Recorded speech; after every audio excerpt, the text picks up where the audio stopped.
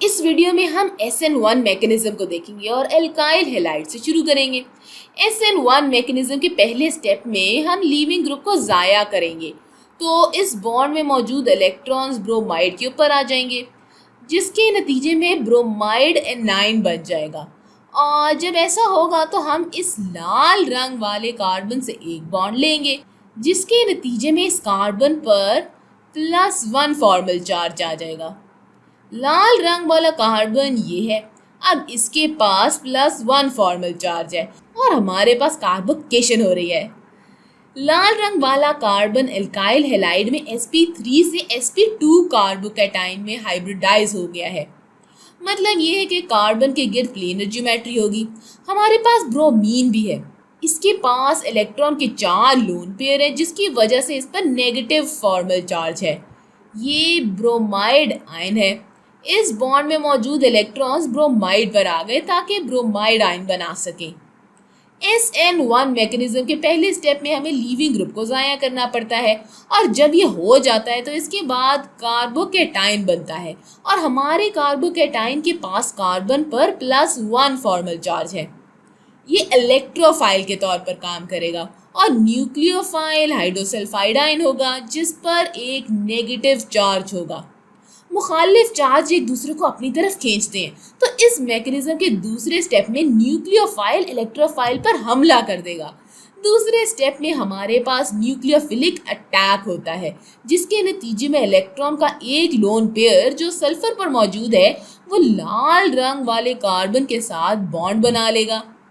हमारे final product में ये लाल रंग वाला कार्बन होगा, और ये जो मैं सल्फर पर मौजूद इलेक्ट्रॉन के लोन पेयर को हाईलाइट कर रही हूँ, ये लोन पेयर इस बॉन्ड को बनाएगा ताकि हमें प्रोडक्ट मिल सके। पहले स्टेप में हमें लीविंग ग्रुप को ज़ाया करना पड़ता है और ये स्टेप बहुत आहिस्ता होगा, और दूसरा स्टेप यानी कि न्यूक्लियोफिलिक अटैक बहुत तेज़ी से होगा। और ये मैकेनिज्म इस रिएक्शन के तजुर्बाती तौर पर तयशुदा कानून के मुताबिक है। इस रिएक्शन का रेट निकालने के लिए एल्काइल हैलाइड की कॉन्सेंट्रेशन को रेट कांस्टेंट K से ज़र्ब देंगे। तजुर्बात से पता लगता है कि ये हमारा रेट लॉ है, और ये एल्काइल हैलाइड की फर्स्ट पावर तक कॉन्सेंट्रेशन है। रिएक्शन का रेट एल्काइल हैलाइड की कॉन्सेंट्रेशन पर मुनसर है, लेकिन न्यूक्लियोफाइल की कॉन्सेंट्रेशन से इस पर कोई फर्क नहीं पड़ता, और ये इस वजह से है क्योंकि हमारा पहला स्टेप आहिस्ता चलने वाला स्टेप है और इसमें हमें रेट का पता लगता है। अगर आप इन चीज़ों को जनरल केमिस्ट्री वाली बात से याद करें तो इससे आपको याद आएगा कि अगर आप एल्काइल हैलाइड की कॉन्सेंट्रेशन को बढ़ा रहे हैं 2 के फैक्टर से, तो आप रेट को भी 2 के फैक्टर से बढ़ा रहे हैं, क्योंकि ये एल्काइल हैलाइड के हिसाब से पहला ऑर्डर है। लेकिन अगर आप न्यूक्लियोफाइल की कॉन्सेंट्रेशन को बढ़ाना चाहें, फ़र्ज करें कि आपने न्यूक्लियोफाइल की कॉन्सेंट्रेशन को 2 के फैक्टर से बढ़ाया, तो रेट पर कोई फ़र्क नहीं पड़ेगा। ये न्यूक्लियोफाइल के हिसाब से 0 ऑर्डर है।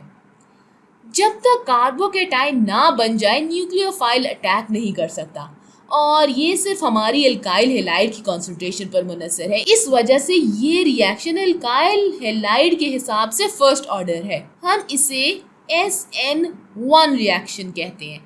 S से मुराद है सब्स्टिट्यूशन, N से मुराद है न्यूक्लियोफिलिक, और 1 इस बात को जाहिर करता है कि ये यूनिमॉलिक्यूलर रिएक्शन है।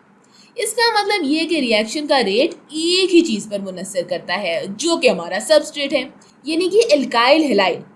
तो ये हमारे एल्काइल हैलाइड के हिसाब से फर्स्ट ऑर्डर है, और न्यूक्लियोफिलिक सब्स्टिट्यूशन का मतलब है कि प्रोडक्ट में न्यूक्लियोफाइल ने लीविंग ग्रुप की जगह ले ली है।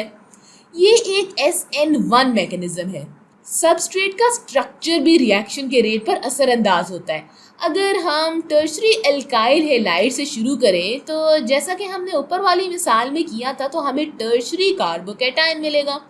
अगर इलेक्ट्रॉन्स ब्रोमीन पर आ जाएं, तो हमारे पास टर्शरी कार्बोकैटाइन बचेगा, और इस कार्बन पर +1 फॉर्मल चार्ज आएगा। और हम जानते हैं कि टर्शरी कार्बोकैटाइन सबसे ज़्यादा स्टेबल होता है।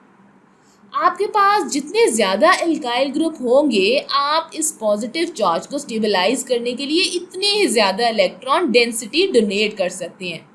अगर हम सेकेंडरी एल्काइल हैलाइड से शुरू करें तो जब ये इलेक्ट्रॉन्स ब्रोमीन पर आएंगे तो हमारे पास सेकेंडरी कार्बोकैटायन बचेगा और सेकेंडरी कार्बोकैटायन बस दो एल्काइल ग्रुप से स्टेबलाइज होता है और यहाँ पर वो ये वाले दो मीथाइल ग्रुप्स हैं।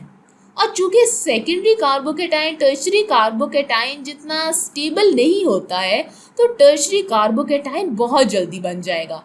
तो SN1 मैकेनिज्म में टर्शरी एल्काइल हैलाइड सबसे ज़्यादा रिएक्टिव होंगे। प्राइमरी एल्काइल हैलाइड या मीथाइल हैलाइड बहुत ज़्यादा स्टेबल कार्बोकैटायन नहीं होते, लिहाजा कार्बोकैटायन का वजूद बहुत गैर मुस्तहकम है। तो आमतौर पर एक primary alkyl halide SN1 mechanism के ज़रिए रिएक्ट नहीं करता और यही मीथाइल हैलाइड के साथ होता है। पहली मिसाल में हमारे पास एक न्यूक्लियोफाइल था जिस पर एक नेगेटिव फॉर्मल चार्ज था। अगर आपका न्यूक्लियोफाइल न्यूट्रल होता तो फिर आप क्या करते? इस सूरत में वाटर मॉलिक्यूल में ऑक्सीजन पर कोई चार्ज नहीं है, लेकिन ये हमारे SN1 मैकेनिज्म में न्यूक्लियोफाइल की हैसियत से काम करेगा। हमारा पहला स्टेप लीविंग ग्रुप का ज़ाया होना है, तो ये इलेक्ट्रॉन्स क्लोरीन पर आ जाएंगे ताकि क्लोराइड एनाइन बन जाए और हम इस लाल रंग वाले कार्बन से एक बॉन्ड ले लेंगे जिसके नतीजे में इस कार्बन पर +1 फॉर्मल चार्ज आ जाएगा। अब हम बीच वाले कार्बन जिस पर +1 फॉर्मल चार्ज है इसके गिर्द मौजूद प्लेनर ज्योमेट्री दिखाने के लिए कार्बोकैटायन बनाएंगे और इसके बाद वाला स्टेप हम जानते हैं कि न्यूक्लियोफाइल इलेक्ट्रोफाइल पर हमला करता है। तो हमारे न्यूक्लियोफाइल के पास ये ऑक्सीजन है जिस पर पार्शियल नेगेटिव चार्ज है। ऑक्सीजन इन हाइड्रोजन से ज़्यादा इलेक्ट्रोनेगेटिव है, तो ये ऑक्सीजन पर मौजूद इलेक्ट्रॉन का लोन पेयर इस कार्बन के साथ बॉन्ड बना लेगा, न्यूक्लियोफाइल इलेक्ट्रोफाइल पर अटैक करेगा। अब हम ये देखते हैं कि हम क्या बना सकते हैं। मैं यहाँ पर ये ग्रुप बनाऊंगी और हमारे पास ऑक्सीजन होगा जो अब हमारे कार्बन से बॉन्डेड है और ऑक्सीजन के साथ अभी भी 2 हाइड्रोजन बॉन्डेड हैं। मैं इन इलेक्ट्रॉन्स को यहाँ जामुनी रंग में दिखाती हूँ जो इस ऑक्सीजन और कार्बन के दरमियान बॉन्ड बना रहे हैं। तो जामुनी रंग में मौजूद इलेक्ट्रॉन्स ये वाले इलेक्ट्रॉन्स होंगे। हमारे पास इस ऑक्सीजन पर अभी भी इलेक्ट्रॉन्स का एक लोन पेयर ऑक्सीजन पर मौजूद है और वो ये वाले लोन पेयर्स हैं।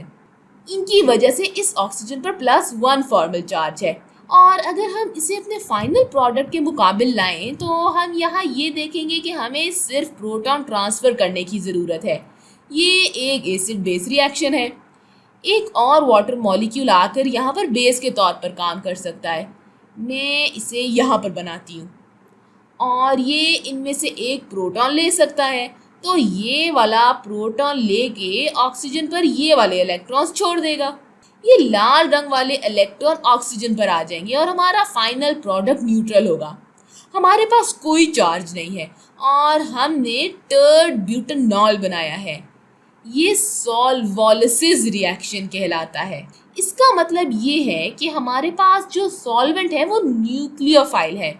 हमारा सॉल्वेंट वाटर है जो इस मैकेनिज्म में न्यूक्लियोफाइल के तौर पर काम करेगा।